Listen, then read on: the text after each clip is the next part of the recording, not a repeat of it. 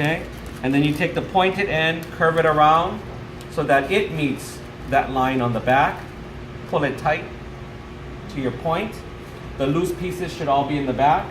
Once your loose pieces are in the back and your tip is a point, you fold the loose pieces into the cup, and that'll give you a pastry bag. So this is going to be a small piping bag for our raspberry butter. Okay? So each group needs to have at least 2 pastry bags. So that's why you're going to do 1 parchment paper into 4 quarters. You need for the tray, and then you need for the pastry bags. Okay? So once you've got that, you're going to go to your eggs. It's really close to the edge here. While some of them, when you peel them, you can see that it's pretty solid. So you know that the yolk is directly in the center. It's important that we have an even thickness of egg white on the wall of our appetizer, because if the wall is so thin, the egg is going to collapse rather than standing upright. Okay? The best way to cut the egg is with your carving knife, because it's sharp, as well as the width of the blade is very thin. So it cuts the egg very easily. Okay? So we're going to take our first egg here. As carefully as possible, try to cut it exactly in half. Okay? So don't use the back of the knife, use just the tip of the knife.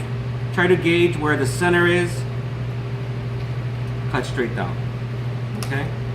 All the yolks that come out can go into your bowl. Okay? If you notice, the yolk in this one was closer to the bottom. Not so good.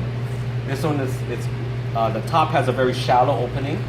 What you're going to do is you're just going to work with it, because we have to try our best to get as many good ones as possible. Cut the bottom flat just so that it sits straight up and down. Okay? And then you put it on your...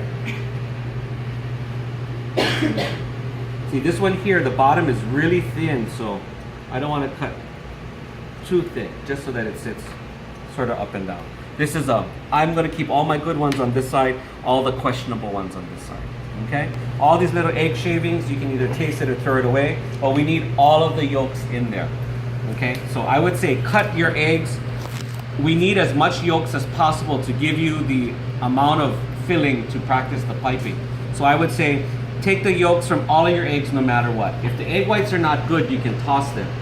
Like if the shell is broken or it's not so nice, but we need all the yolks in the bowl so that we can have a good amount of filling for the eggs. Okay, any questions?